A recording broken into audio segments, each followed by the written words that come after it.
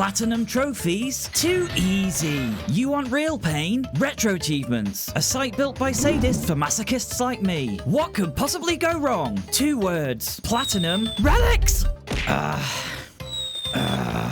Whoops.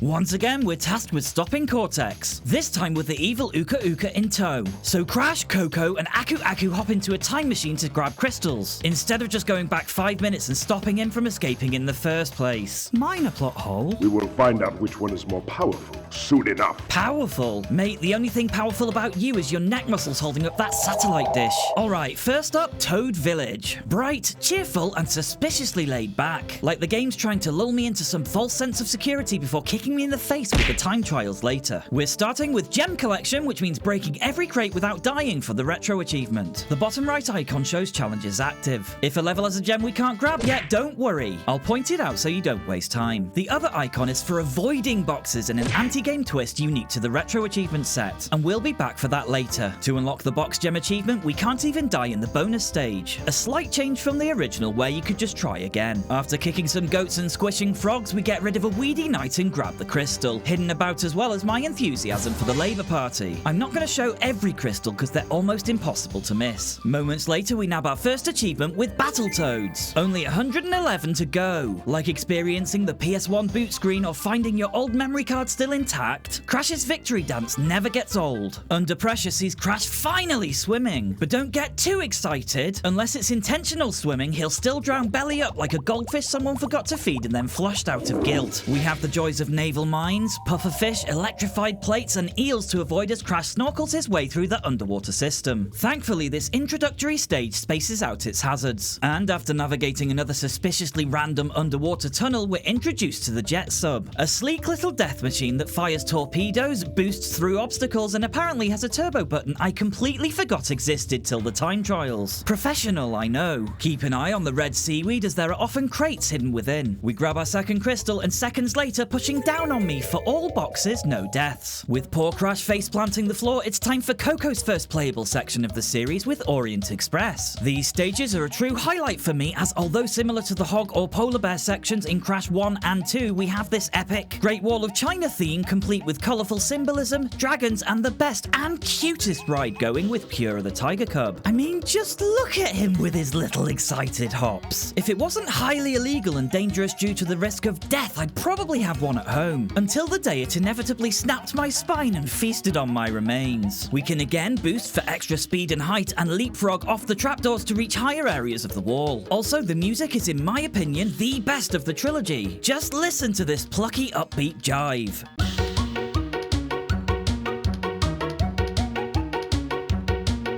As we smash the last crate and unlock Deathless Express, all that's left is a huge leap to the finish. Oh, I want one. I'd feed it, care for it, and definitely deny responsibility when it ate the neighbours. Before entering Boneyard, definitely not the name of my garden after importing my murder kitty, we say hello to an old friend, Tiny Tiger. Tiny get crystals, leave them for Tiny, or Crash get crushed. Wow, Shakespeare lives. Truly the bard of the Colosseum. If the bard skipped leg day, had bad breath, and injected steroids into his top half only. Boneyard is our first prehistoric stage, reminding us all that there still aren't enough dinosaurs in video games. And honestly, I'd sacrifice half the Mushroom Kingdom if it meant more dinosaurs. Here we grab 3 masks to become invincible, unlocking Oobagabha as we tear through the stage. I missed a couple of crates first time round, so headed back in for another go. We don't have the red gem yet, so we can't get the second gem, but the box gem is easy enough to obtain, and as we reach the Nitro exclamation box, we score strong bones for all 66 boxes, no deaths, and grab the gem to finish. Coco's up next in our first jet ski level, complete with buoys, pirate ships, and an anatomically accurate island shaped like Cortex's FOD. We get to boost off some ramps, all while avoiding bombs and seagulls on the way to get the crystal. The jet ski handles pretty well, though we have to carefully read the inertia as Coco gets buffeted around by waves on her way around the assault course. This first one's pretty easy though, and making health is our first prize for all boxes, no exploded floating body parts. With a flick of the hair, we get medieval Camelot as we've obtained every box gem here, and it's time to take take on Tiny. Every boss in Crash 3's Retro Achievement set has 2 achievements, one for winning and another for a personalized boss challenge, and with Tiny we have to defeat him without moving left or right. To save backtracking later, I chose to do both boss challenges in one go each time. My advice, switch to the D-pad for this one so you're not accidentally screwing yourself over. Begin by running forward and back to avoid Tiny spearing Crash in the face. He'll get stuck and it's time to spin attack. Tiny then jumps out of the arena and we're faced with avoiding lions heading towards us. You'd think a jacked up tiger with a gladiator fetish would be more hands-on, but no, outsourced to cats. The pattern is random each time. If there are several in a row, alternate spin attacks with jumping. You can bop them, but the timing is tight. Tiny's second attack is the same but faster with extra jumps. Nothing another quick spin can't handle though. After dodging yet more approaching lions, Tiny speeds up for the final assault. On the 7th jump he gets stuck, and with a final whooping we unlock No Sidesteps for sticking to the vertical axis, and Gladiator Tiger for defeating him and earning the supercharged body slam. The gate to the second time travel area is now open. We're back in medieval times with G-Wiz, which is our next stage and has nothing to do with Crash's methamphetamine addiction. Moments into the level we see a familiar crate that debuted in Crash 2, which signals it's time for our first supercharged body slam. Then it's business as usual as we dodge the magician's attack and continue making our way through the stage, wiping out anything that lives and hopefully not altering the course of history too much. In the bonus I make a glaringly obvious mistake and so do the warp of shame. At least we have all the time in the world. Be sure to hit the crate before the exclamation box in the bonus and you'll have no trouble making your way through the rest of the level to grab the crystal, head over the bridge and unlock Gem-Wiz on the way out. Hang 'em High gives us our first coloured gem of the game. These unlock special paths, including one in the final stage that needs every coloured gem to access. We can't grab it just yet though, as it requires access from the secret warp, which we'll come back to later. For now we're focused on grabbing every crate since the box gem is available on our initial visit. Be careful to destroy the switching boxes before they turn to metal, and leave the upper ones intact so we can leapfrog up in the bonus. At the end, jump to trigger the TNT so we can smash the last few crates. These stages are giving me Aladdin vibes. Leaping rooftops, soaring carpets, and the faint threat of musical theatre. 2D platformer suggestions welcome, let me know your fave. High stakes in the bag, and it's time for our first motorbike stage with Hog Ride. Unfortunately, as Naughty Dog's first attempt before Crash Team Racing, the bike handles like someone duct-taped an engine to a fridge. Be sure to hit the gas between the red and green lights for a minor start boost, and avoid bumping into the competition. Even the slightest tap grinds Crash to a halt. These stages have a box gem, and for the crystal we need to come in first. When boosting, the turning arc becomes basically non-existent, so you'll need to prepare for turns early. We also can't reverse, so I slowly fell to my death. Second time around was much more successful, and by avoiding the final boost I just about scraped the win for both the crystal and the gem, though no box achievement on these stages. Before we enter Tomb Time, Dingodile says hi. So give me the goods and shove off or I'll roast yous. You'll roast me? With what? Your flamethrower from Wish and the misplaced enthusiasm of a timeshare rep? We need the purple gem here, so for now we're just passing through for the crystal. And we're already on our last stage before boss 2, which is Coco's Midnight Run. I've missed our little feline friend, and yes, I know it's only been minutes. Apart from being nighttime, there isn't much difference between this and Orient Express. Be sure to use the trapdoor as a springboard and be ready for the dragon's new moves. As we near the end, with every crate crushed, we unlock Midnight Walk and grab the crystal before our victory leap. I'm never not gonna go "aww" at the purr as we depart. One more level with Pura and I'm building a shrine, changing my name and rewriting national laws just to classify him as emotionally essential. Break out the butter. I'm gonna make toast. Apparently Dingodile fancies a fine cut of Bandicoot meat, but I've got other plans, and none of them involve being flambéed by a mutant with a lighter and a food kink. To beat him in under 40 seconds, we ignore his pitiful flamethrower and use slide spin jumps to vault over his force field crystals. Slide, jump, then spin almost immediately after to clear the gap and slap him before he flambés himself. I was a little too slow on my first go, but still picked up flamethrower age, then jumped back in and cleaned up What Am I, a Plumber for the speedrun and unlocking the double jump. Crash survives. Medium rare if Dingo had his way. I am Dr. Nefarious Tropy, creator of the very time twister machine you see before you, so you won't be leaving my area with the crystals. I swear it. He made a f***ing time machine and still can't figure out how to go back and stop me getting the crystals. Genuinely impressive levels of incompetence. We can't grab the gems from Dynamite yet, but we can't just ignore Crash's missing evolutionary link. The Bandai fish? This is the earliest known ancestor of the modern Bandicoot. Half marsupial, half sardine. Proof that Mother Nature was drunk, and I love it. We're also introduced to this derpy little T-Rex. The animation is 11 out of 10. Just look at Crash's little legs bopping as we go. Adorable. We can nab our first colored gem along with the box gem in deep trouble. After a brief submersible section, we're dumped into more mystery tubes before splatting a shark and meeting our next foe, spinning water of death. After grabbing the crystal and slipping past more sharks, nitro and whirlwinds, we narrowly avoid being eaten by an eel and make it to the next submersible stint. It's best to take the next section slowly. Turn back if needed because this tunnel becomes absolutely littered with peril. At the end, hitting the exclamation crate signals it's time to backtrack. We swim through the tunnel and down again to the newly formed TNT crate, which, with a gentle nudge, sets the timer to unblock a hidden cavern. This next section is like a mini death route, though being Crash 3, the difficulty is dialed back a notch. After dodging pufferfish and nitro, there's a bit of floating death to slip past before squeezing through just ahead of a shark. Be mindful not to end up under the TNT when breaking the boxes here. We're not aiming for crispy deep sea marsupial surprise at the final hurdle. Once that's dealt with, and after a brief swim, we hit the nitro exclamation crate, netting keep calm for collecting all boxes. We grab both gems and unlock deep red as we arrive back at the warp for our victory dance. Ah, High Time. A wonderfully nightmare-fueled pain in the ass complete with fire-loving ladies, death drops, and more rugs than a DFS showroom clearance. This level is etched into my memory for eternity. Not for the box gem or the purple gem we'll grab on our first two visits, but for the 134th time I got roasted by a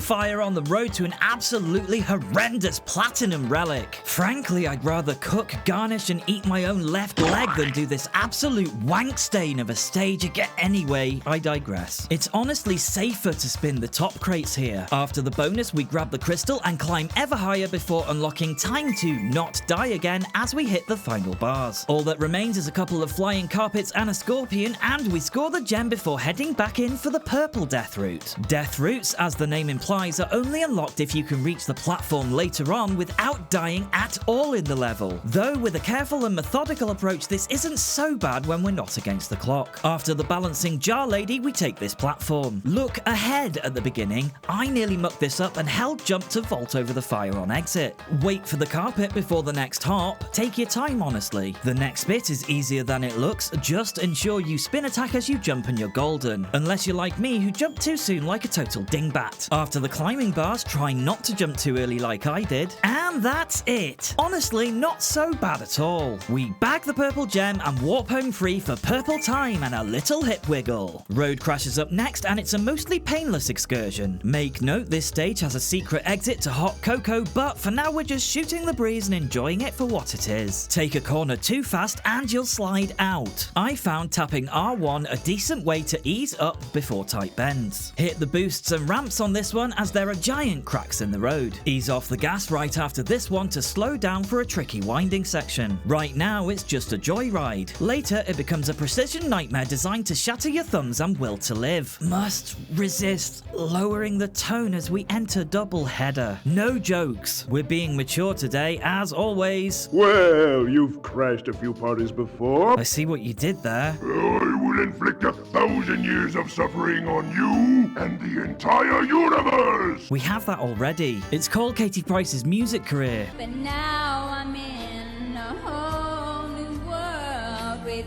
you. And just like that, Crash crashed. I mean, that performance stunned me too.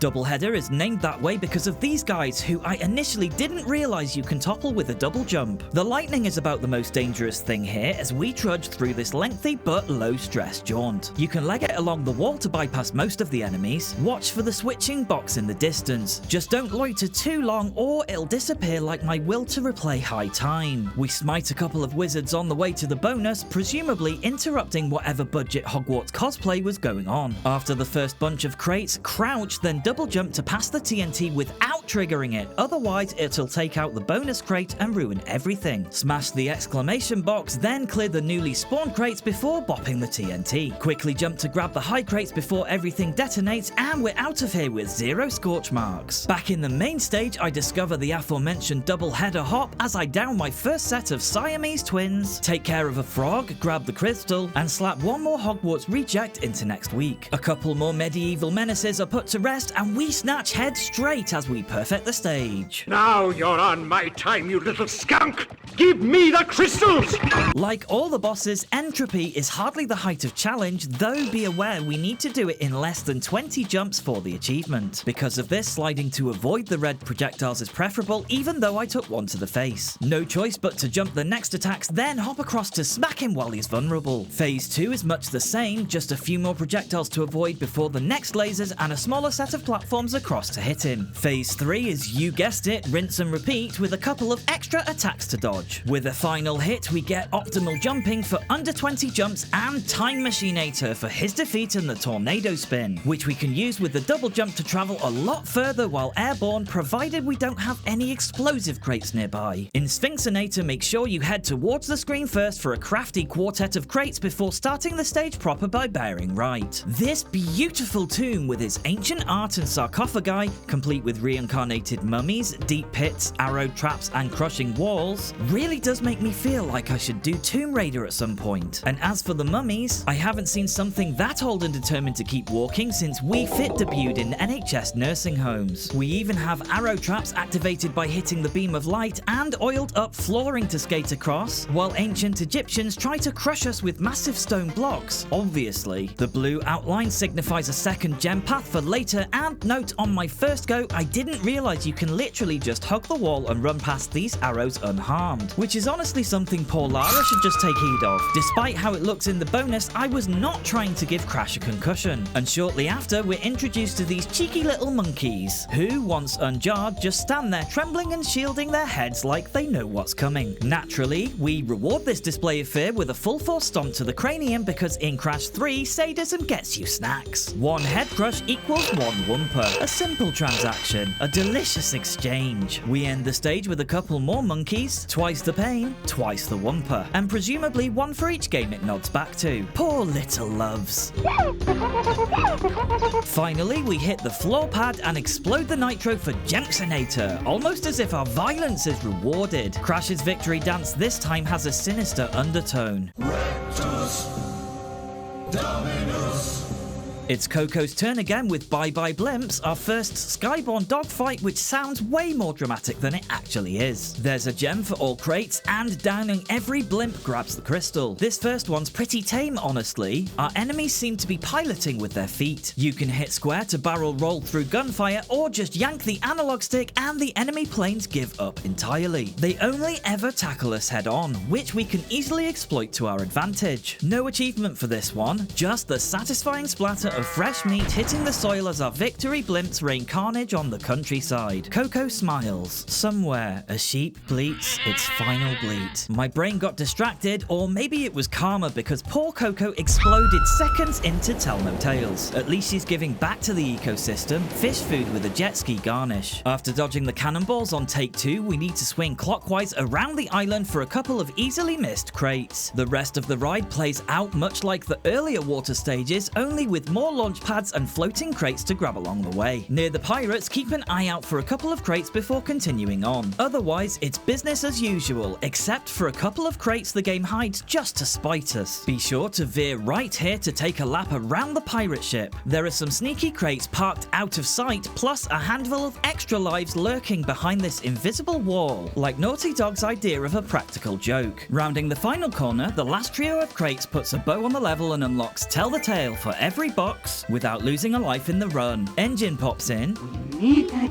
Back off! y delete. Oh no, anything but the recycle bin. Future Frenzy can't be completed with either gem until much later on from the secret warp. But as we whip through, I can't help but feel this future is one I wouldn't want to exist in. A sprawling urban nightmare with endless high-rises and zero green spaces, which genuinely feels oppressive when I've grown cucumbers large enough to club a man to death with. This city wouldn't survive the harvest. And what's with the scorching lasers and conveyor belts? It's like Gladiators was at risk of being cancelled, so they cranked the danger up to 11 and handed out contestants a new waiver. If that wasn't enough, there are flying saucers with no purpose other than drifting back and forth in an endlessly annoying loop, achieving nothing except blocking Crash's path. At least he'll be well trained for an ultra marathon after this gauntlet. It's time for Tomb Wader, a stage whose bonus made me look about as competent as a surgeon carving his initials into a patient mid-selfie. Tomb Wader, basically the UK after every winter flood, features, surprise surprise, more tombs, but this time they're regularly submerged. At least the water looks clean. Our first visit sees us going for the crate gem, which isn't too bad once we've dealt with the aforementioned bonus. Do a crouch double jump for extra height here, then your biggest double jump to reach the top of the suspended boxes. Once we've hit the exclamation box, double jump and spin to clear the nitro and TNT before setting it off. Then slide, jump and spin to head back across to round up the final boxes before ending the bonus. Back in the main level, since we're going for every crate, just take your time. The level doesn't really get hard until we're against the clock. We can jump on the giant shields and use the floating platforms for safety. If you're canny and pick up 3 Aku masks, make a run for it. The water level will stay down, which we'll be making use of for the platinum relic. This time we scored This Isn't My Tomb as we prepare to dismantle engine like faulty IKEA furniture. So,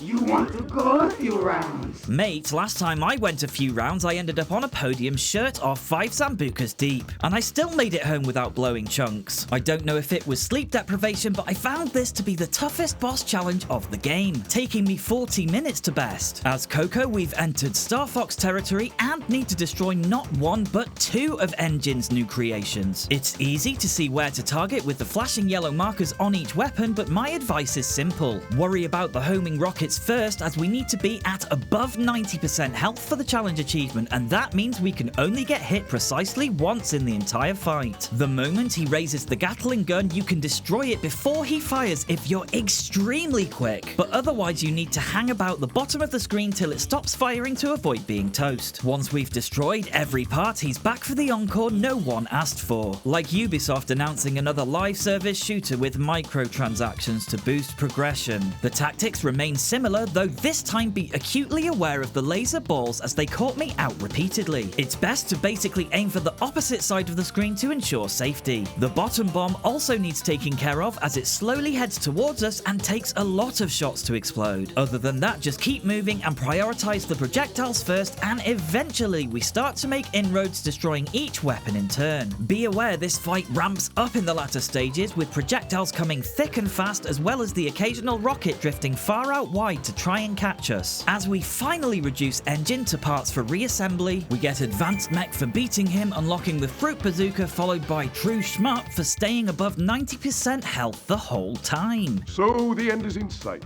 Actually, we're just getting started, with the secret warps, gems and relics still outstanding. And after that brief interruption, it's time to head back into Tomb Wader for the blue gem. At this point, we're only 23% done. Still plenty of Crash in the tank. We make our way carefully back through the level, avoiding any silly deaths until we reach the platform. As death routes go, this one's not too bad either. Everything was going smoothly until I undercooked this jump and blew it. No big deal, since we're after the blue gem we can dive straight back in. Moments later, we snatch it at the end and make a hasty exit, unlocking Blue Wader as we make it home. Onto the final main warp. Flaming Passion is made a whole lot easier thanks to our newly acquired Fruit Bazooka, and it really shines when clearing the path of robed arsonists who clearly skipped fire safety class. In fact, this stage and a few others becomes dramatically simpler when you can just blast anything that breathes. After the first vertical stretch, we reach the death route and are whisked away to another fairly straightforward challenge. Take out the first knife thrower, then bazooka the arsonist from a safe distance. There's even a checkpoint crate here which feels suspiciously generous. I can only assume Naughty Dog wanted the game to be easy to beat but hard to master. Though, watching me wrestle the bazooka, you'd be forgiven for thinking I was a toddler with a super soaker. Eventually I gave up and just brewed brute forced my way through. After blasting a few more arsonists and one final knife-chucking menace, we grabbed the green gem and walked back to the main level. From here, we follow the usual route, taking pot shots and riding carpets until we reach the exit and unlock Green Passion, an achievement that would make Caroline Lucas proud. I forgot to go back for the clear crate gem, so I've shifted this bit slightly in the timeline for flow. This time, the plan is to head past the death route. Keep that bazooka at the ready. It might as well be called the cheese gun at this point, but hey, who's complaining? When we reach the bonus stage, the bazooka is actually required. There's no nitro detonation crate here. I'd recommend keeping your distance and firing from afar each time you leap between platforms. The simplest method for the next section is to destroy the upper crates first, then hit the first couple of up boxes before double jumping across and bazooka blasting the rest. Mop up the remaining few and we're golden. Make sure to take care of the arsonist and hit that high up crate before grabbing the last couple. Life Passion pops and we're out. Gone Tomorrow is a hell of a level to get right, so make sure you've got the green gem before diving in. We'll need it for later. This is one of those stages where you have to leave crates behind on purpose. Don't panic, I've got you covered. Just whip out your bazooka because this one's a blast. The giant robots look threatening, but honestly, they're more bark than bite. After dodging a few rockets, a simple double jump and spin takes care of them. As we push through the level, make liberal use of the bazooka and don't miss the 2 suspended crates along the way. Make sure to carefully hit the exclamation crate with the bazooka. If you accidentally blow up the one behind it, it's a full reset. Grab the newly formed crates, then bazooka the next pair of exclamation crates. We'll be coming back through here again shortly. Snatch the crystal and keep heading right. The bazooka makes quick work of the robots, and when it comes to the spiked ones, wait for them to curl up, then hop on for the kill. Destroy the first stack of crates, but don't touch the second. The only way to trigger the hidden crates below is with the TNT, though thankfully a double jump clears us well out of danger. The bonus stage is basically bazooka only and makes the level secret laughably obvious. Even the Ibiza final boss couldn't miss it. Keep pushing right, clearing out everything as you go, then make a beeline for the green gem path. It's not too tough but features more conveyor belts than Manchester Airport, so time your jumps and snipe enemies from afar.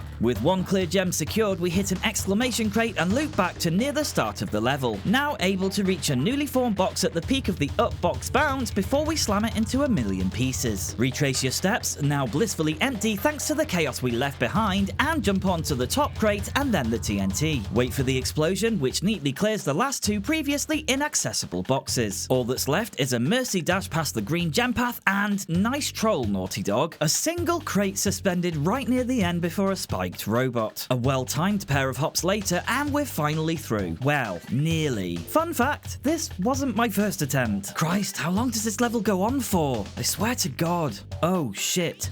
For fuck's sake! The last stretch isn't too taxing, thankfully. Bazooka the flying saucer out of the sky, and as we mash the final crates, Living Tomorrow is ours with just one robot left standing. Run forward along the conveyor belt as it fires, then hit the green button to grab the final gem and warp out. That one was fantastic! Oh, great. I mean, yay. Another motorbike stage with orange asphalt. This one's littered with cop cars stuck in a time loop, and they will not move if you hit them. It's pretty much business as usual otherwise. There's a single crate that's a real pain in the ass, and I'm honestly totally fine with my technique. Slowing to a crawl and hitting the lay-by, crawling around the hole and carefully smacking the box. Be sure to hit the boost and ramps at the end, left on the second, then right before the final boost over the finish line for our crystal and box gem. As we enter Mad Bombers, Beware of Oobagabha, my children. He is a far more dangerous enemy than anyone can imagine. Dangerous? The guy's too stupid to erase us from time, and that was literally on the table. Thank God we're not on the clock yet, because this one can be pretty painful. The enemy fire is sharper, so we've got to zigzag like our life depends on it. Each propeller needs to be destroyed in turn to bring the massive planes down. Best not to think about the snowy fields beneath us. Soon to be dyed the kind of red you only see in true crime documentaries. There's no achievement for this stage, but at least all the carnage and decapitated cows have shaved a chunk off the carbon footprint. Probably enough to offset a summer barbecue, right? And we're finally at stage 25, the last of the main path, Bug Light. It's one of those light carrying levels you'll remember from Crash 2, though thankfully this one's nowhere near the death trap of the previous game. Sure, there are snakes and crocodiles leaping out of bottomless pits like they've just been waiting for us, but otherwise it's fairly tame. Once we reach the tomb, a firefly joins us, and as long as you keep moving, things are pretty straightforward. Slide jump to dodge the arrow traps entirely, and just stroll around the side of the mummy like you're taking the scenic route. From there, it's a casual don't get crushed moment, a quick super spin to clear clear the crates, then a sprint up the steps to reach and pass the gem path. We need every coloured gem for that one anyway. I'm not sure if Naughty Dog was saying thank you for making it to the end of the trilogy, but they hand out 3 Aku Aku masks here, turning the next section into a complete cakewalk. Just plow forward, smash everything in sight, and leap the pits like it's nothing. Things do get tougher once we hit the bonus stage. Best advice here, jump high to avoid the Firefly at first. Head right, smashing crates while edging into the dark, then head back to the light before pressing on. Race to the right and bazooka the Nitro, then take note of the crates to the right as we deal with those on the left. Say goodbye to the Firefly and inch to the right, hop or spin the crates, the counter should say 37 when all are gone. Make a high jump out and grab the fruit bazooka, which thankfully has a red reticule when pointing at 3 Nitro crates we can't see. We've probably already hit the exclamation crate when dealing with the earlier boxes, but I wasn't risking it. One double jump and spin later, I'd made absolutely sure, because falling here would have meant a pointless do-over, and nobody wants that. Back in the main stage, hug the right-hand side, then outside, double jump and spin to dodge the mummy spikes. It's not too much further. After clearing out 2 neat quartets of crates, just sidestep the Nitro, hit the exclamation crate, and unlock Light Life as we claim the stage's gem. Back at the warp, Back to the Future is ours for all box gems in Area 5. It's finally time for the Cortex Showdown.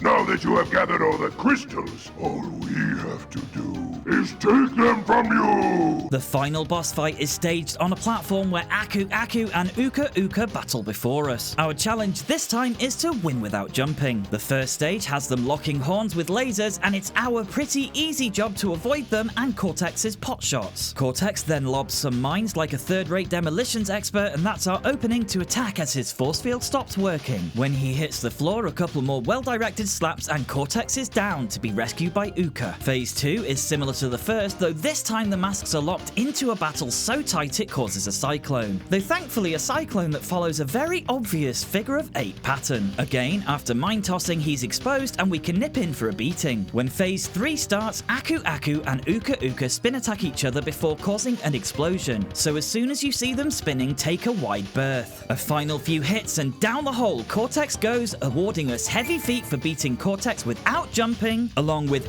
Disposed for the win and acquiring the speed shoes. Defeated again? This is not fair! Maybe I should retire to a nice big beach. Yeah? With a nice big drink. Yeah. And a woman. Yeah? With nice big bags of ice for my head. Oh, I totally knew he was going to say that. Time to mop up what we couldn't grab earlier, so it's back to Boneyard. Honestly, things would be fairly chill here if it wasn't for the Triceratops constantly breathing down our neck, but let's be real, we've survived much worse. Halfway through the second area, we reach the newly formed red gem path. It kicks off with another chase sequence and some pesky tall grass, but with the super spin and speed shoes combo, it's more of a light jog than a panic sprint. We can even use the fast-flowing water to our advantage, though try not to scald poor Crash's arse on the molten fissures. On the final stretch, past the first fissure on the left and the second on the right, then after dodging the 3 pterodactyls, stick mostly to the center and snag the gem to bank it safely. You'll have to forgive me for this, but I finished tomb time at 12:30 AM and completely forgot I wasn't allowed to lose a life, since I'd restarted the stage instead of exiting first. Somehow I missed that the little icon in the bottom right was gone and blissfully carried on, not realizing I was about to unlock a gem but not the achievement for keeping every life intact. So I marched through the stage, hammered the bonus, went right at the fork, scooped up every crate until reaching this life crate, my mental note to turn back, still no alarm bells, retraced my step backwards like nothing was wrong. Then I pushed down the left path with a double jump and spin, nabbed the crates, still not noticing, slid through the tar, killed the flamethrower, avoided oil pits, arrow traps, chasms, yep, still unaware, and proudly grabbed the clear gem. Hit the exclamation crates. Honestly, I'm beginning to wonder if my controller should have f***ing slapped me. Then gingerly worked my way back. Took out another flamethrower, clocked the Egyptian, waited for the crushing block, forgot that one more than once on earlier runs, but still no light bulb moment. Jumped to the gap, grabbed the crates by the steps, and carefully dodged traps left and right. Yes, you guessed it, utterly oblivious, for the 2 crates. Then headed back again, you guessed it, still blissfully unaware. Over the pit, grabbed the 2 crates up high, which were the final pair. The penny really should have dropped here, since that's when the achievement would have popped, and strutted across the last platforms feeling proud as punch as I claimed another well-earned box gem. Hit the warp and returned home. Sands of time unlocked for every box gem in the second area, and for a glorious moment I genuinely thought the game had glitched. Then came the crushing realization. I hadn't exited the f***ing level when I died and reset. It's fine. Oh well, what's another 5 minutes, right? So back I went, trudging through the stage again. Destroyed the boxes, hit the steps, dodged the oil, squeezed past the crushers, cleared the bonus, back into the stage, right fork, extra life crate, backwards again, purple gem path. You get the idea. Time to not die. Finally, ours, we can move on. My dignity in tatters. Back to stage 16 now for Sphinxinator's blue gem route. We play through as normal until hitting the giant staircase and the TNT crates with the blue gem platform tucked neatly behind them. This section is almost entirely oil, so the best strategy is to chain slides and jumps to blaze through quickly. Past the monkeys, another slide skips us beyond the walls of death, and the next stretch is best tackled in one fluid run, like a high and long jump hybrid athlete, only with impending doom added for audience entertainment. The last gap is a monster and needs precision timing. The conveniently placed checkpoint beforehand says it all. Kill your speed, channel your inner Torville and Dean with a little oil dance glide, then slide into a high jump and spin on landing to swat the snake and grab the gem. That's every gem secured ahead of the time trials. There are achievements for collecting all sapphire and all gold relics in each hub, but I'm going to steamroll through those for now. We'll be dissecting the platinum relics later when things get truly sadistic. If you've been living under a rock, the time trials are straightforward. Grab the giant yellow clock and peg it. Some crates now display numbers, and smashing them freezes the timer for however many seconds they show. The early trials are a breeze, so I snagged gold on my first attempt in Toad Village. In Under Pressure, I only managed sapphire at first, mostly because I was blissfully unaware that the submersible even had a boost button. Still, I ended up with gold without ever using it. Efficiency or idiocy?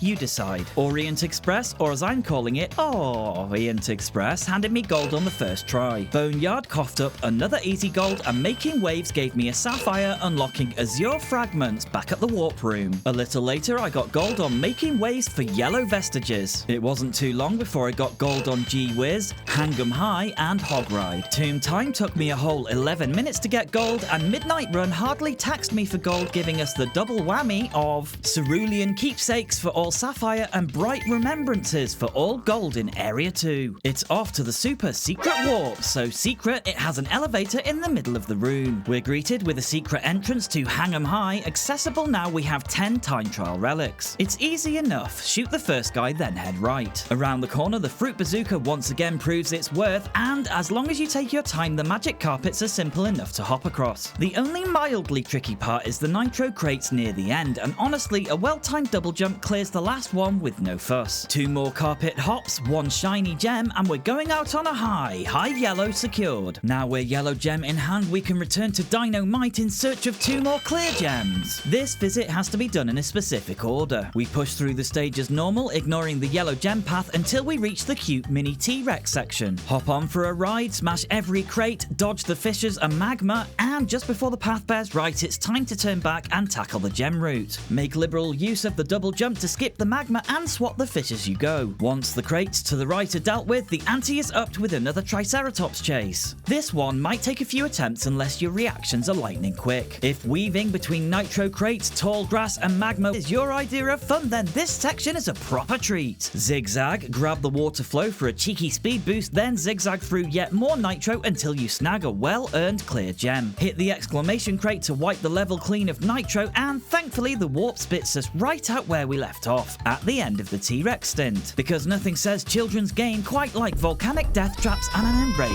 Triceratops. Thankfully, the bonus here is a walk in the park, with the occasional body slam thrown in for kicks. The final Triceratops chase was going perfectly, right up until I undersold a double jump and spin. The gap closed fast, and I just barely scraped ahead long enough to smash the last 4 crates before Death Mite popped, and and the Triceratops stomped me into paste. Talk about dramatic timing. Luckily, since we'd made it to the final box alive, the redo was mostly painless. Second time around, we finished the stage with both gems, unlocking Oriental Warrior for every box gem in Area 3 and Secret Goods for collecting every extra gem from the first 3 areas. It's time for the secret sauce, and I don't mean Bandicoot paste, spread thin on toast after a particularly bad run. Back in Dynamite, we return to the yellow gem path for our first secret stage. Way more secret than the so-called secret warp. The entry plan is simple enough. Head back into the yellow gem path for another Triceratops chase. We run past the pterodactyl as planned, but the second one just sort of stares at us because apparently I'd forgotten that carrying an Aku mask means pain, not secrets. Take 2, this time without the mask, and the second pterodactyl finally does its job, swooping us off to somewhere new. This one's pretty straightforward, a neat little 2D section with our favourite baby T-Rex and a backdrop that looks suspiciously like a rejected 70s wallpaper. Just follow the Wumpa trail. There aren't any crates at all, just bounding along with the manic energy of a 6-year-old buzzing on Skittles and Sunny D, with the occasional Fisher and pterodactyl thrown in for good measure. At the end, we have to balance on the live Fisher while the other cools down, and honestly, I'm proud that I didn't end up serving Dino Brisket. Instead, we set him free and stroll out with the clear gem for Gem-ipus Rex. Though, let's face it, the poor baby's freedom probably lasted about 3 minutes before a bigger T-Rex tore him in half and wore his skull as a novelty hat. We have one more secret entrance to expose, so into Road Crash we go in search of signs. When we reach the barricades and the diner, get ready to hit the alien sign. Crash reaches into the sky like he's expecting visitors, and we're transported to Hot Cocoa. This one actually gave me a lot more grief than I was expecting. The bay is practically a crime scene littered with chunks of Coco's hair and the limbs of her failed incarnations. I'm pretty sure sharks from miles away are already circling, lured by the smell of blood in the water. Because we don't have a brake, the only way to slow down is easing off the gas. With its mildly undulating water and a sea of floating explosives, every single boss becomes a miniature puzzle. Eventually, I worked out a system, which mostly involved clenching my arse cheeks tighter than a nun at a strip show and hoping for the best. You've got 2 options here: make a beeline for the Nitro exclamation crate if you're not feeling confident, or take the long route at a crawl. There's no shame in threading the needle slowly, especially when it means weaving past the same floating bombs for what feels like the 100th time. Eventually, we reach the exclamation crate, and it's all about angling the shot to hit the boxes we need while avoiding the Nitro we really don't. Be mindful of the bomb circling below unless you fancy adding another limb to Coco's crime scene collection. The safest approach is to go straight, then veer right at the last possible second. Hit up to dive for this one and savour the relief that we're not on the clock yet. Heading back, hug the beach and brace yourself for this crate, a real bastard that demands pinpoint accuracy and a dive under the wall of bombs. Thankfully, with a sigh of relief, Cold Cocoa unlocks and Hot Cocoa is thrown in for good measure as we head back home. There aren't too many gems left, but unfortunately the next batch are locked behind the secret warp. That means grinding out another 10 gold relics. In the interests of not wasting your time, I'll summarise. 4 more achievements came naturally while chasing golds, and by God, High Time was pure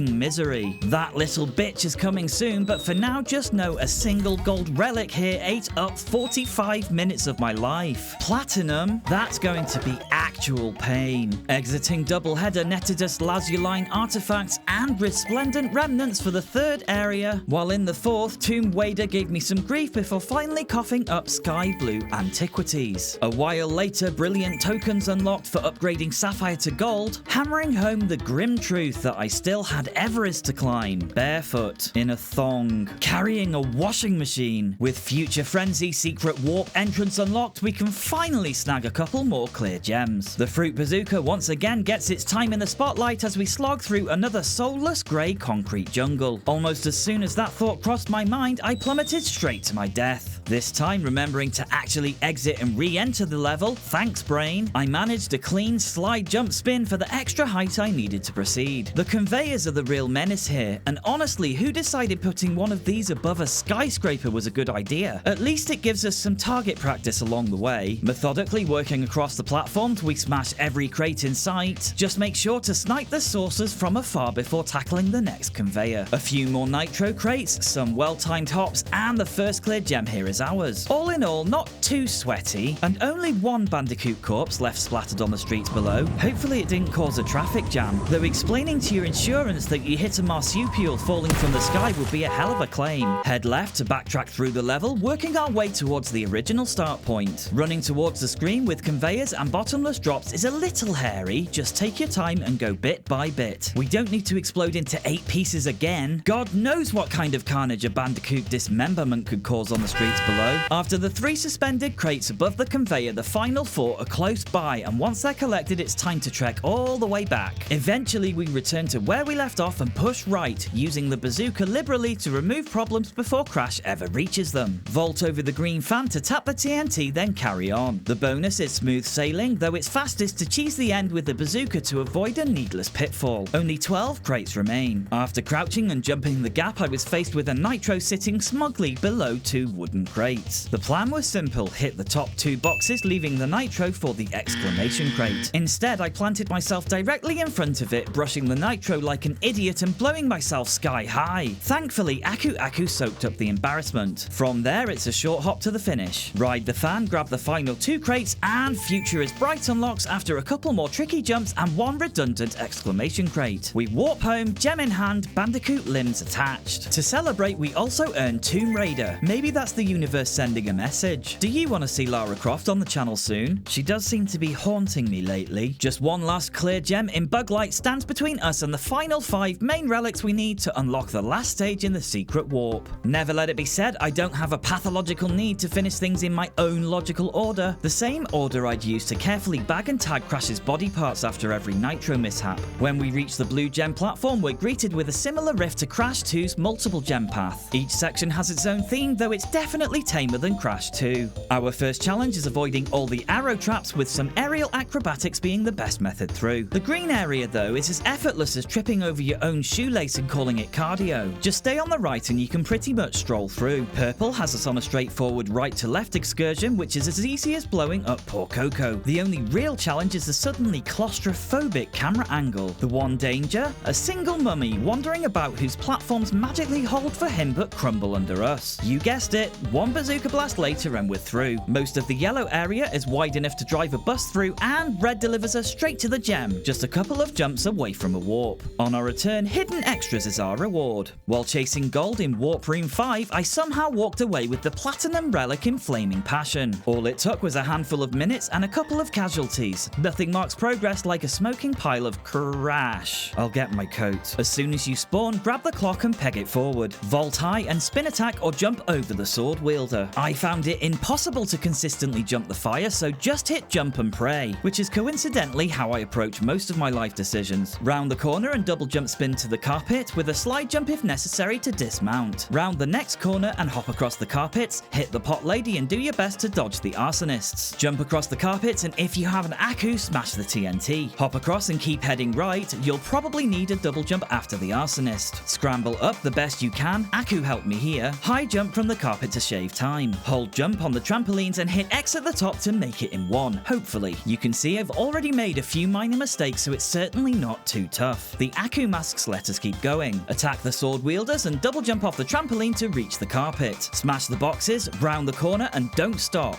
I didn't go for the 3-second box as it's quite tough to reach it cleanly. A few more hops and we made it, getting Flaming Bolt with a good but far from perfect performance. The quintet of trials over for now. Post Bug Light, we grab Cobalt souvenirs and shining trophies for Sapphire and Gold here. A mere 3 stages now stand between us and the final gem. Ski Crazed has serious Hot Cocoa vibes, though at least this time the trauma's optional. Instead of an open expanse, we're funneled down a narrow but thankfully more fun than frustrating romp beneath a gorgeous amber sunset, complete with a smoking volcano backdrop. Let's just hope there's no sudden pyroclastic flows. Take your time and nothing's too terrible, though a few crates do get spicy, like this one nabbed by waiting out the death trap below. I was a whisker away from more hot cocoa and not in the relaxing bath sense. Things get a bit ramp happy near the end, but there's enough space to pull a U-turn for another stab as long as we don't get turned into confetti. One final crate dismantled and Crazy Sky becomes ours.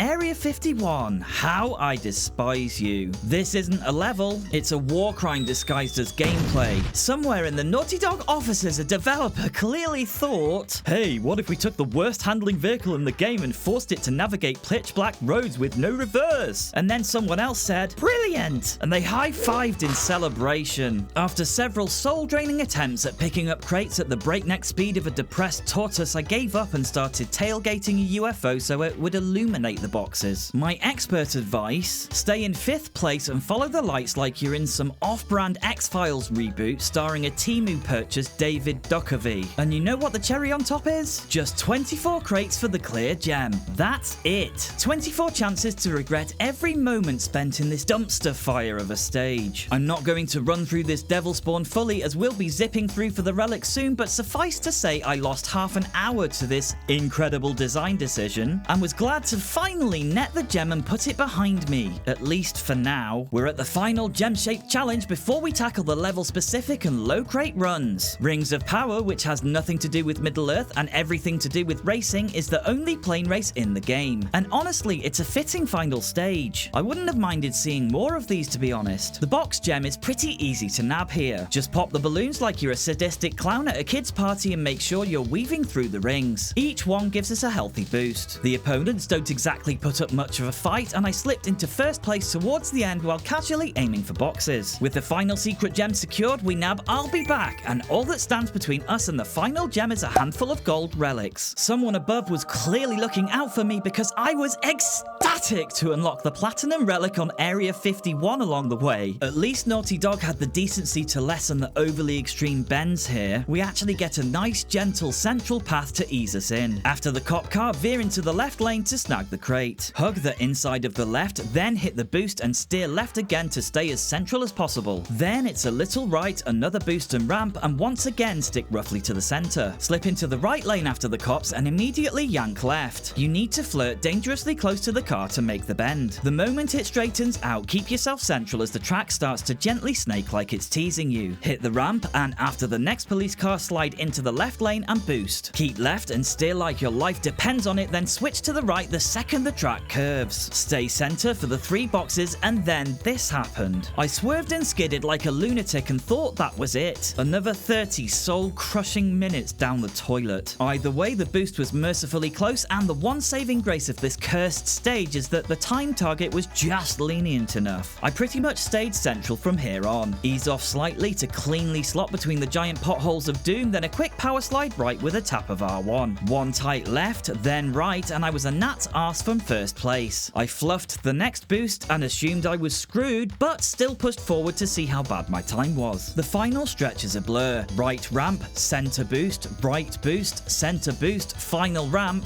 and somehow, Area 51 MPH popped with under half a second to spare. Thank that cosmic traffic accident is behind us. It's like finishing a marathon you didn't realize you'd started, barefoot on broken glass and winning. If only that had happened with High Time, I'd be a much younger looking man. As I finished Rings of Power, snatching just a sapphire, we're ejected back to the warp room, and with Indigo Mementos our prize, and suddenly the level warps were gone. I even spin attacked little Coco out of confusion because I had no idea what was going on. Turns out we're forced into another Cortex showdown because clearly the game hadn't had enough of me yet. We play out the same half-baked argument again with the exact same outcome. Cortex gets smashed into the hole, and this time Prisoners of Time pops for the secret ending. Kind of ironic really, considering I was held hostage by this boss fight when all I wanted to do was grab one last gold relic. I wasted no time improving my score for Gleaming Shards before realizing I'd somehow forgotten the relics from the bonus stages. Oops. Into Dynamite we go for the pterodactyl trip. I had a couple of dry runs before getting the platinum on my first deathless dash. Make sure you leap like this to get a running start with the clock. Run right, full pelt, and hop the second fissure. Keep heading right and up until you reach the end, and jump as you turn for a few leaps to the left. Jumping as you turn seemed to serve me better. Be bold at the top and keep heading left, making huge leaps as you go. Bounce the pterodactyl to avoid the fissures completely and bounce the next. The clincher for platinum was definitely this double hop followed by a huge jump, scorch watching the poor T-Rex at the end, who, if we're being honest, probably wasn't long for this world anyway. Consider it a mercy. Acceleration Rex unlocked. Hot Cocoa, accessed via Road Crash, was literally a blast, and what's one more explosion for old time's sake? Despite seemingly snatching the plat, we're back here for the real one shortly. Spoiler, it's a lot tighter than that. Finally, we grabbed the last gem for grabbing the last gem from Coco. Honestly, I haven't had to work that hard to earn something since I last wrestled a pensioner for a reduced price quiche at Tesco. A quick blast through Hi Blimps now. It's our job to break the crates this time without dropping below 75% health. It's way easier than it sounds, honestly, just remember the earlier tip. Zigzag like you're knee deep in a bottle of vodka and the rival planes won't fire, only shooting us head on. Hi Blimps is ours, and this time the livestock is intact. Well, 90% I reckon. One or two maybe missing a limb, but hey, that's within farming regulations, right? Mad Bombers has the exact same goal, only this time our opponents are definitely a step up in aggression. Still, the exact same tactic works, it might just take a little longer. The final box drops and Mad Lad unlocks, much to the relief of the surviving livestock who can finally unclench. Bug Light, in a nod to Crash 2's Darkness challenges, features the same. We have to finish without grabbing any fireflies. Lucky for us, it's made a lot easier by the coloured gem path, so definitely leave this one till you've got all of those for a much less painful finish. The first section's fairly tame. Once inside, grab the mask and hug the left wall to dodge the firefly, then double jump and spin when you hit the arrow trap. Stick with me here, the next sequence is pure chaos. My jumps and spins were a mess of instinct, adrenaline, and a vague sense of where the solid ground used to be. Right after the wall of crates, slide, spin, jump your way forward. I did another panicked jump, I feel safer airborne. Up the stairs we go, past the crushing wall and into relative safety. Skip past the gem path, hit the checkpoint and masks, then double back to brave the nicely illuminated gem path. Pancaked Bandicoot doesn't reset the run, thankfully. Deaths are a-okay. Eventually we reach the warp and Bug Light is ours. Solid proof that flailing violently in the dark can sometimes counter strategy. This next achievement can be done at any time, but as we're polishing off the last few before diving into Platinum Relic Purgatory, now felt right. Just enter up,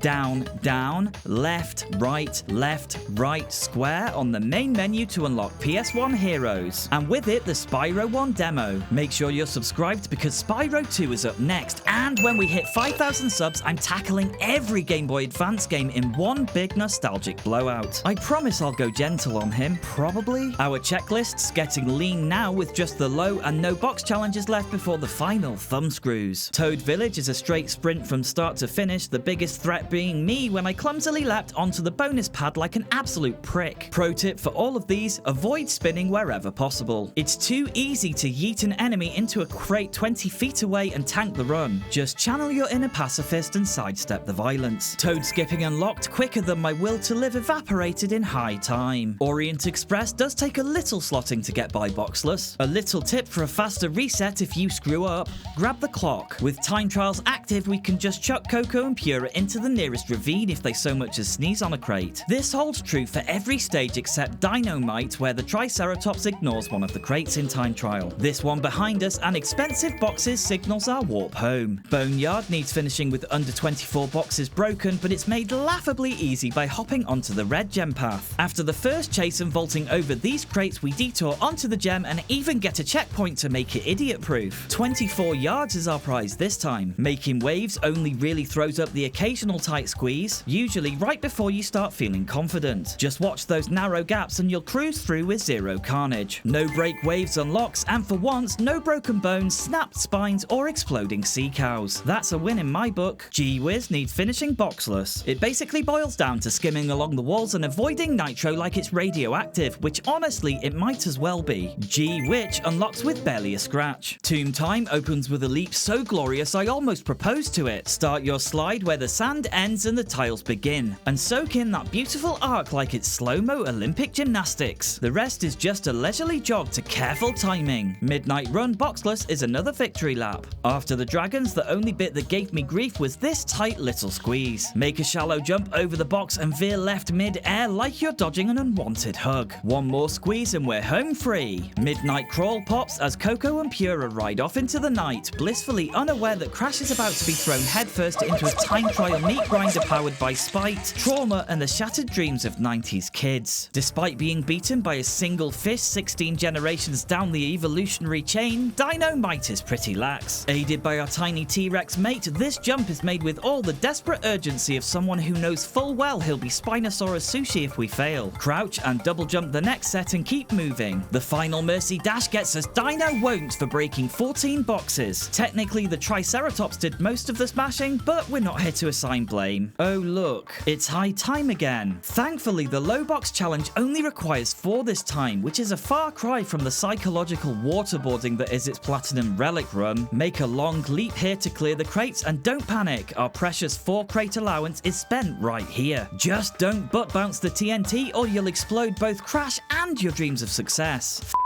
Momentary lapse. Here's the clean version devoid of breakages. Be sure to stomp this guy or he'll wobble into the boxes like a drunk uncle at a wedding buffet. See? Barely a flesh wound and 4 time is ours. Double header requires 0 crates. The skill here? Pressing up on the analog stick. There are occasional jumps and turns, sure, but let's not pretend this is anything more than a scenic jog for no header. Gemxinator requires 5 or less and could be done breaking just 1 according to various comments. Everything is fine until these nitros which get exploded by the concrete. That went well. After dodging these, we can skate to victory through the gem path and Gemxinator is done. Tell No Tails boxless gets Tell No Breaks and is easy, though Future Frenzy has a 0 requirement and this foxed me until I read that holding the jump button and walking into the launcher grants us max height, allowing us to rise above, though watch out for a premature fall. That was close. Thanks to Just Lilith for the tip. No Frenzy is the reward. Tomb Waders, no box requirement is laughable. The only real threat here is Crash forgetting how to swim.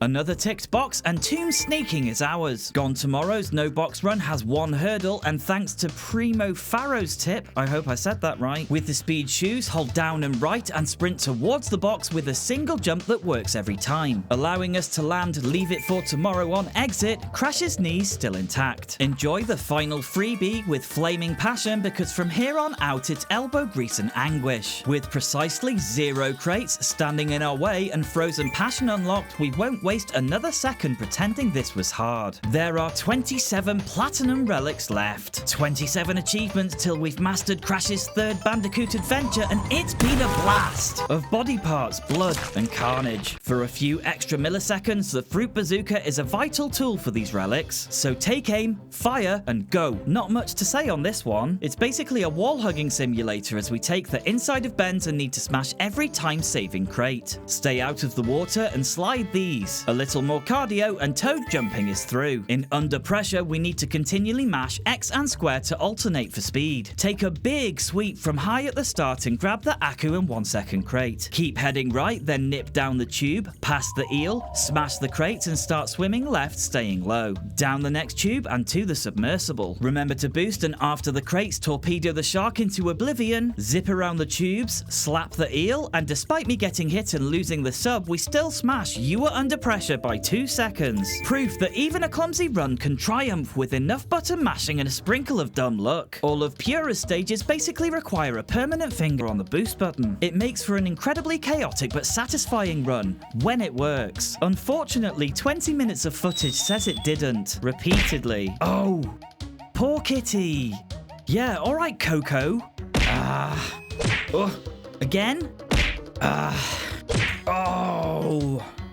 Damn. Poor Pura probably has a concussion and Coco's walking home. Jump high to avoid the workers and snag all the crates while passing the dragons. Timing's the trickiest part and only clicks with enough practice at full throttle. Jump the dip and after the dragons resist the urge to hit jump. You'll clear the gap but you do need to jump as soon as you land to vault onto the trapdoor. Land dead center then instantly veer right to snipe both boxes. The next stretch isn't too bad. Just weave cleanly and leap the moment you're parallel with the edge to fly over the next trapdoor. A couple more leaps and we're finally home free for Literally Express. Don't worry, they're getting triaged by a nurse as we speak. Boneyard is actually pretty easy. The long distance bazooka shot definitely helps, but it's more about staying composed through the twists and turns. As long as you keep moving and don't get trampled or torched, Bone Rush should be yours without too much fuss. Making waves is pretty straightforward, but a bitch to actually get right. The time limit's tight and there's no room for faffing. Stick to the apex of corners corners, nail every time crate off the ramps, and don't miss the Aku mask. We'll be milking that for a mini boost. Keep the throttle down and imagine there's a pyroclastic cloud chasing Coco if you need some motivation. The second Aku gives us another boost, and after a few more ramps, make sure you're holding down on the third to grab all 3 crates. Then cut a straight path to the finish for Makin Times. Use the bazooka trick for a quick start on G-Wiz. Similar to Toad Beach, we're running across inner walls like a kid late for school and ensuring we smash every numbered box, including this little cheeky time-saving hop. Breach the castle wall and ignore the magician. Hug the inside bend and avoid the water and weedy nights. A final dash across the bridge and around the nitro for G-Whoosh and a well-earned sit down. Hang 'em High didn't just delay the finish, it staged a full-blown massacre. The desert's now littered with Bandicoot giblets from a 40-minute f***up.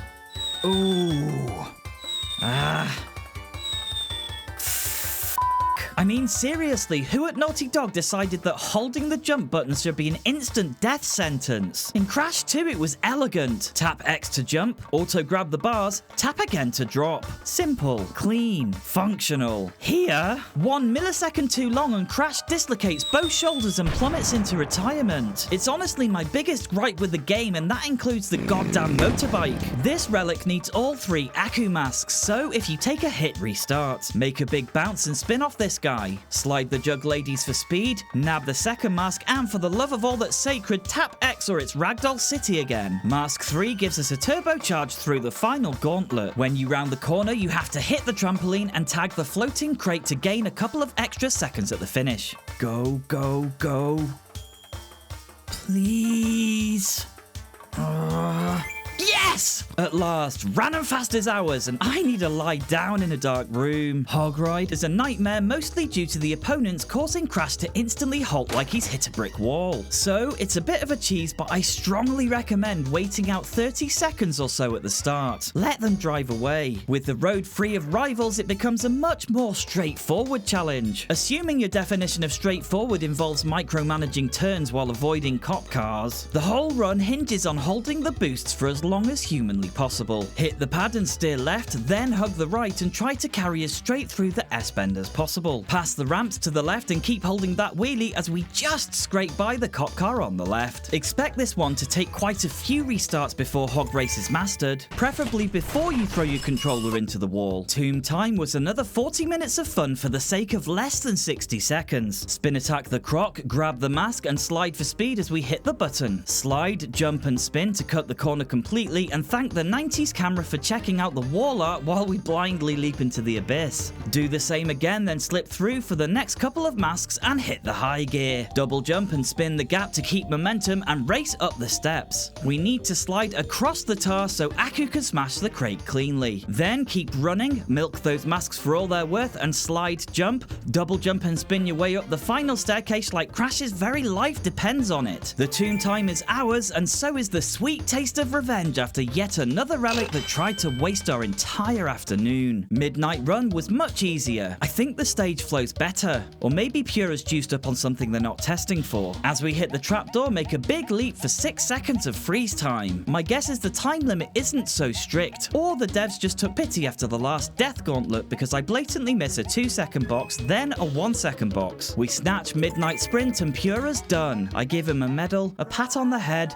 and a one-way ticket to a farm where he can run free. You know the one. Dynamite doesn't give us too much trouble. Don't feel too bad about obliterating Crash's distant ancestors. Considering they can only travel sideways, extinction was probably inevitable. Skip the T-Rex and just keep legging it. It's faster, and keep nailing crates while dodging grass. It's worth easing off slightly for the 2 elevated boxes before rounding the bend into the final stretch. Hit the fast-moving water for a juicy speed boost, and as you charge down the twin hills, get ready for a massive leap the moment you see the lava. That 3-second crate is our ticket out. Hard U-turn on landing, and Dino Boost is ours with over 2 seconds to spare. Deep Trouble, which I can only assume is a coded threat from Activision's legal team, starts with a lengthy setup if you want the platinum. Boost, boost, missile twice, then boost again before dropping low to snatch the crate. It's a sequence tighter than my jaw. Down the pipe, spin attack the eel, spin attack the shark into oblivion, and keep moving. You'll need the masks to tear through the whirlpools quickly. Then down again and past a a few more sharks I've generously rehomed in hell. Up the next pipe, swing right, and carefully thread between the puffer and the Cyclone of Doom. Grab the sub, nuke the 3-second crate, and chalk up a few more fish fatalities before slipping past the nitro. I ditched the sub and swam the last stretch myself. Not out of bravery, just because there's no one left alive down here to stop me. No trouble unlocks. I can already hear David Attenborough weeping as another ecosystem collapses. It's high time. High time I finally snapped! This isn't just the hardest challenge in Crash 3, this is the hardest challenge in the whole trilogy! Within an hour I'd lost all sense of self and was seriously weighing up a cardiologist consultation. I had to step away before the neighbours called the council about the screaming. This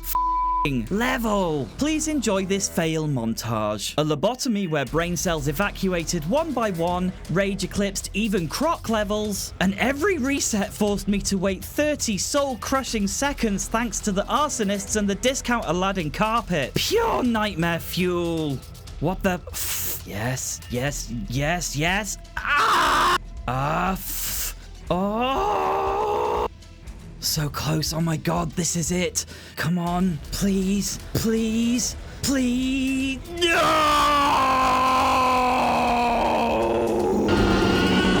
Even rewatching this gives me war flashbacks. The carpet is our cue. It vanishes, it reappears, and the moment it does, you say a prayer to the muscle memory gods. Jump like your sanity depends on it, because it does. Hold jump for extra height on the first bounces, then a high jump off the carpet, holding all the way before pressing again at the peak. Grab the mask and crates, because you'll need all three just to have a prayer. Then comes the leap of faith. Long jumps to clear the carpet, spinning midair to squeeze every millimeter out of your jump, smashing the pot-throwing local while vaulting over her head if possible. Tap X, hold your breath, and again pray Crash doesn't swan dive into the abyss. Land on the platform, spin the boxes, then immediately chain it into another jump back up and keep heading right. Drop before the scorpion. The stars are aligning. We hop up to the roof like we've just qualified for the Olympic finals. Clean across the next few platforms, slide the pot lady, and sprint like hell as fire erupts behind us. Mask 2 secured. I'm as tense as the day I left my marriage, practically bending the Steam Deck into a horseshoe while waiting for this cursed carpet to come back down. High jump, leap off the box, high jump again onto the trampoline.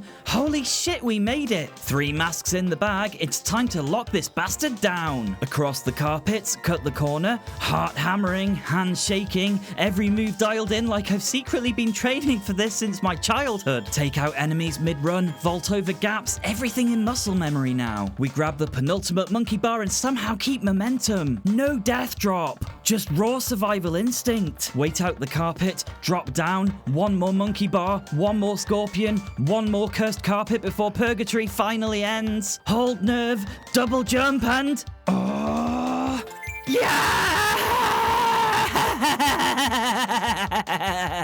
Low time is finally ours. The other platinum relics don't scare me anymore. I've slain the beast and it feels euphoric. Road Crash kicks off with the same tactic. Wait out the enemy and save yourself the migraine. After high time, the last thing I need is another crash that doubles as my obituary. Give a micro tap of the brake to spin around to the left and hit the first ramp without spinning out wide. Cut the inside bend after the next crate and grab the center crates as we roll with the bends. Kiss the apex with a straight line through the next bends and hit the boost. Hold the next boost briefly before letting up or you'll overshoot the tight right turn. Ease off the accelerator if you need to for this bit. Weave between the police cars and hit the ramp. As soon as you hit the next boost, turn right as much as you can before the bend deepens. Keep weaving between the potholes and with a final boost, Dash Crash is in the bag. Time for Hot Coco's True Plat. After Coco exploded like a warning video the Coast Guard shows school kids, we're finally prepped for the prize. This one's mostly memorization. Bear right, hit the island ramp and it's full speed ahead. Ease off for this nasty little pair, then angle slightly right of the island. Slot through the bombs, hairpin right, and on the second drop hold up to dive. Nail the third and swing left to line up with the nitro exclamation crate. Snake between the next bombs and head for the island again. Remember to push up on the next ramp to dive under the bombs. Coco Spaghetti at the finish line would be a tragic end to this story. Cut left for the next ramp, swing right sharper than I managed here and with that, hot pace is ours. Coco survives, which is more than I can say for half the wildlife in this lagoon. Out comes the bazooka for double header. It's super effective and keeps the screen mercifully clear. You know the drill for these medieval stages. Scrape along the walls like they're magnetized, avoid the puddles, and hop right to dodge the magician. With 3 masks stacked, we sprint straight through the gauntlet and launch the 2-headed monsters like baseballs at a medieval execution. They look terrifying until you realize they've got the stopping power of wet cardboard. Hug the left at the end for a cheeky shortcut, and double tempo is in the bag. One less relic between us and victory. Remember those crates at the start of Gemxinator? They're lifesavers here. Clear the first 2, bazooka the clock, then spin as the Wumper hits for a cheeky head start. Peg it down the main path, vault the gap, and pass the most misplaced flamethrower in history on the right. Seriously, who posted this guy here? Health and safety must be on strike. We squeeze through just before the crusher, then it's time for another camera faux pas as we skip half the path entirely off screen to the right. Launch the mummy into another continent and dodge the arrows before sliding across the tar like a lubed up postbox. Stagger up the stairs like it's leg day, then carefully grab the numbered crates and the Aku mask from around the TNT without detonating half the tomb. Next up, bouncing coffins and impaling spikes. I manage an accidental belly flop into the floor but recover quick enough to reach the moving platforms. Double jump over the next badly placed flamethrower, and just like that, mask 3 is ours before we sprint to the finish for Gemxinator. Bye bye blimps marks just 10 relics left. I can practically taste the mastery now. It's so close I could lick it. Slam into the clock and open fire, ignoring everything else. If enemy shots get too close, just barrel roll and they'll give up like council inspectors after 5 PM. This one's mercifully easy, and hello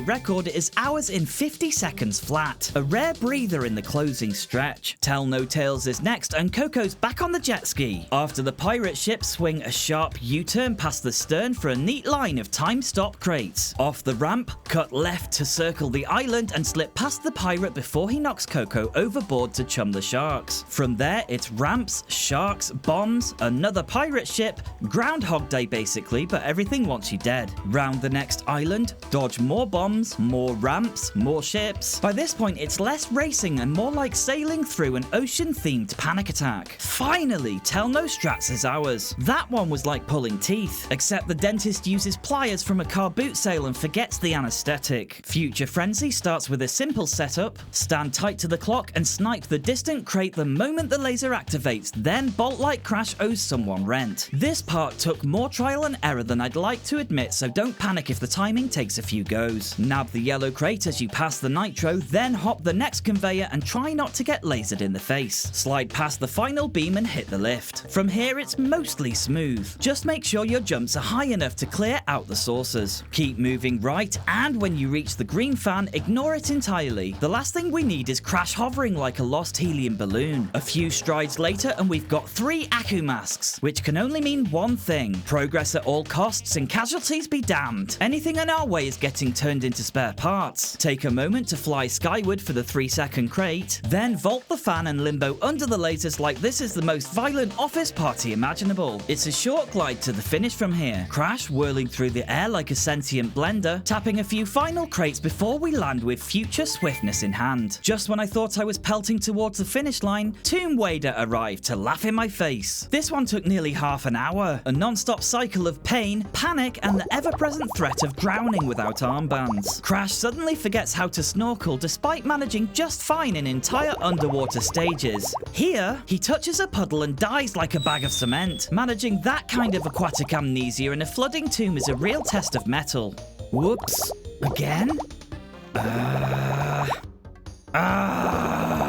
More drowning pool than a new metal festival. Wait for the beetle and hit him as he's heading right. Then bazooka the clock to match the right water level timing. Spin the wheel and race inside. Don't stop and we can pretty much run the entire first section without applying the brakes. Slide the shield wielding foes and open the next door before leaping for the mask. You guessed it, we need a trio of Akus to stop the water and score the relic. Mask 2 acquired. High jump off the floating platform, then slide, double jump, spin so we don't have to wait wait for the water. Timing's tight, so don't stop. Vault onto the metal crates, then use the moving block as a platform for another double jump and spin to dry land. Rinse and repeat on the next bit with another slide, double jump and spin to reach the final Aku mask. From this point it's dash like Coco's in danger of being repurposed as a Skylanders figurine against her will. Through the last two sections, up the steps, and Tomb Fleetness is ours. Before starting our run of Gone Tomorrow, take out the saucer first, then land a cheeky snipe on the weird hovering robot, whose only purpose seems to be floating around like a passive-aggressive drone on its lunch break. We're lucky to nab two masks early, and a single jump is enough to clear the giant bot, though it took a few attempts to make that happen without Crash planting his face in its shins. Under one saucer, over another, then hop past the giant robot on the left. Make sure to double jump and spin to snag the 3-second crate. The next 3 crates are fastest if you hit them with a slide double jump spin. Maximum pace, minimum dignity. Catch the lift and take a quick breather. The next stretch is another breakneck sprint with the 3rd mask and invincibility. Finally, chaos with benefits. Keep heading right and be sure to jump before the up crates to auto grab the 2-second box. The next jump's a doozy. Short hop from the line to land cleanly on top of the 2-second crate, then immediately leap off before it detonates and takes Crash with it. As luck or game design has it, there's another mask, so swipe it and hop along the last belt to run the ramp and unlock Came Yesterday. 5 to go, and Crash's relic horde could sink a cruise liner at this point. This level is long, so we're using the start line boost and pacing with the pack. Make a sharp left past the police car to grab a boost, one you can hold for a very long time, right up until the corner where you'll need to slam the brakes or become a permanent roadside exhibit. Stick left after the jump, it's the safer route, and crash straight through the barrier. The payoff? Another boost pad you can ride for longer than a politician dodging a yes-no question. Swing left, round the next 2 bends, then squeeze through that gap between the cop car and pit like you're parking in a space your insurance company wouldn't approve of. Grab another boost, chain it with the next, and finishing strong with the final pads and ramps. Our reward? Orange Celerity. Who knew Crash 3's achievement set was going to expand my vocabulary while encouraging so much inner peace? Mad Bombers is exactly the kind of peace I was talking about. Pieces of my foes scattered across innocent farmland. This one's trickier than it looks, but I cooked up a plan that worked. After grabbing the clock, I pulled a 180 and started from behind. Somehow that backwards approach worked first try. Turns out aviation strategy is just panic executed confidently. So if you're struggling with the logical method of charging from the front, spin around and embrace chaos. You might actually go faster. Other than that, just follow the big yellow arrow and pick off enemy planes whenever you're too far from the main target. With nearly 5 seconds left, Mad Flash was done. Nothing like turning the sky into a scrapyard and calling it progress. Crash 3 has 3 relics left, and I've aged 3 years since starting this. It's less a time trial now and more a prison sentence. Bug Light didn't take too long, thankfully, and after bazooka-ing the clock, it's pretty much a straight dash until we head inside. Slide jump the pit like we're used to by now and keep sprinting. Only the wall can slow Crash's motivation briefly. Moments later, we're up the stairs and back outside. The 3 masks gifted to us make the remainder about as challenging as binge-watching Love is Blind. And the final outside stretch doesn't put up much more resistance. Bug Zoom pops as we hit the warp home. Coco's final jet ski ride feels oddly fitting. It didn't take too long to master, and she only lost her life a handful of times. Total accidents. Honest. The kicker here is being able to freeze the clock for nearly the entire latter half. A neat touch this late in the game. Almost like Naughty Dog looked at the blood, sweat, and time I'd already poured in and said, fine, here's a bone instead of another anchor. Take the ramp from the side so you can clip both crates in one. Keep following the logical path, and once the timer hits 30, it's practically frozen in place. The mix of ramps and crates, the volcano on the horizon, the amber skies. It all feels deliberate, like the game itself knows the evening's closing in and the heat's finally over. Hurry Crazed is ours, the penultimate relic. All that remains is Rings of Power, a last swan song to close out Crash 3 for good. But what's next for Crashathon? Or is it John Arash? Crash Team Racing? Wrath of Cortex? Barrel rolling through each ring gives a huge speed boost at the cost of almost all control. It's basically the motorbike in the sky. Keep the straightest line possible, skimming the edge of each ring rather than aiming dead center. Towards the end, you might need to shoot down a few nitro crates, but honestly this one feels like a gift. A high tempo send-off instead of another torture chamber. Ring of Haste is ours, and with it, Crash Warped is master! bad. What a rush. The Steam Deck survives another day. I'm going for a lie down. Game hard. Save often.